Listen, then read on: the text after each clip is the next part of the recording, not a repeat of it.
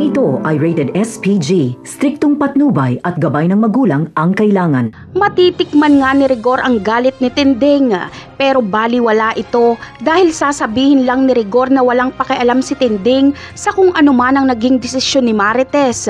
Pero hindi rin magpapatalo si Tinding dahil sisiguraduhin niyang kakasuhan niya si Rigor kapag payagan siyang makapag-day off. Pagbabanta ito ni Tinding kay Rigor, kaya ikakatakot ito ni Rigor. Kaya naman, dito na makakapag-isip si Rigor na paalisin na si Lena sa kanilang bahay at putulin na ang kanilang relasyon.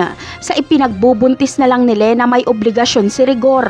Alam kasi ni Rigor na tototohanin ni Tinding ang banta nitong pagkaso sa kanya. Para kapag magkaroon ng imbestigasyon ay wala na si Lena sa kanilang bahay at tapos na ang relasyon nila. Bagamat malulusutan ito ni Rigor, pero hindi niya malulusutan ang matinding sama ng loob sa kanya ni Lena dahil hihilain siya ni Lena pababa. Hindi papayag si Lena na basta-basta na lang siyang binaliwalaan ni Rigor.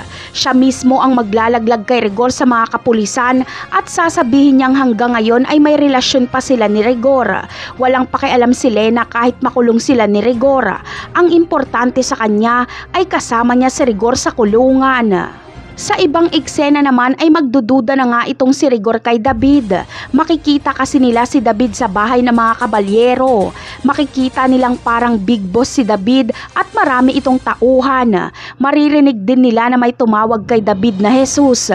Pero tatanungin na sana ni Rigor si David ay agad na sasabihin ni David na nakita niya si Tanggol. Mapupunta tuloy kay Tanggol ang atensyon ni Rigor. Napakarami pa nating dapat abangan sa mga susunod na episode. Paalam!